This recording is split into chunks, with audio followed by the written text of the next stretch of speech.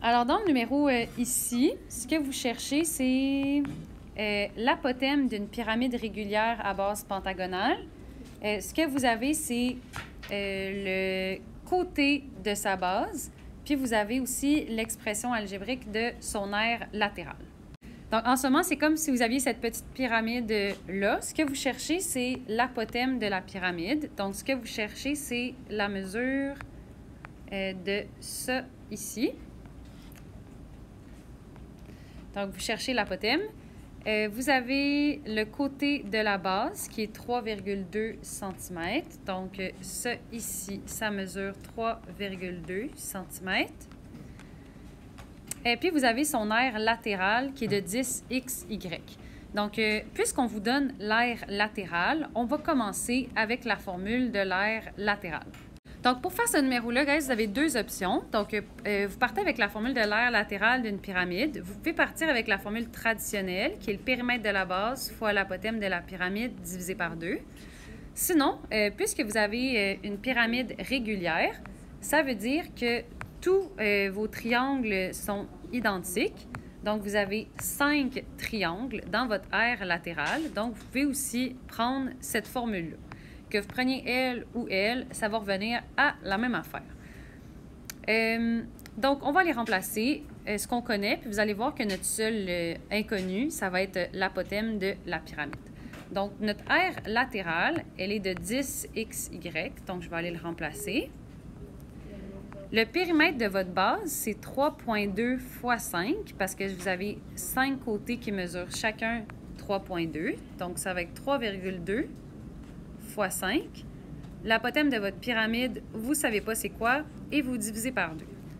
Donc, vous pourriez isoler l'apothème de la pyramide ici. Sinon, si vous le faites avec l'autre option, donc votre aire latérale, c'est 10xy.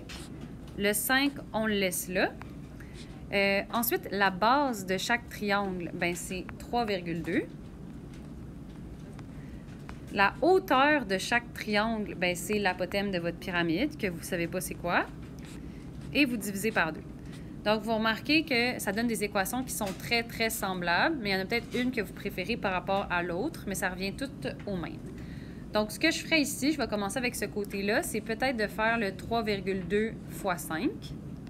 Donc, ça me fait 16 fois l'apothème de ma pyramide divisé par 2. On pourrait faire un x2 de chaque côté, sinon le 16, il se divise bien par 2. Donc, ça me fait 10xy qui est égal à 8 fois l'apothème de ma pyramide. Et là, ce que vous souhaitez, c'est éliminer le x8. Donc, vous allez diviser par 8 de chaque côté. Donc, quand tu fais 10xy divisé par 8, ça fait 1,25xy. Il faut que tu ajoutes aussi les unités. Puis les unités, ben, c'est des centimètres. C'est pas des centimètres carrés parce que ben, c'est juste une apothème.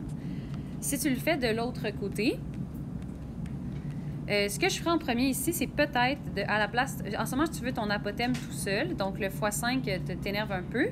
Donc, ce que je ferai en premier de ce côté-là, c'est peut-être un divisé par 5 des deux côtés de mon égalité. Ce que je vais obtenir alors, c'est 2xy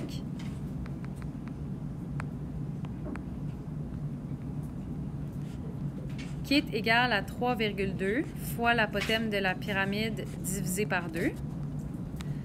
Après ça, pour éliminer le divisé par 2, je pourrais faire un x2 de ce côté-là, x2 de ce côté-là. Ce que je vais obtenir, c'est 4xy qui est égal à 3,2 fois l'apothème de la pyramide.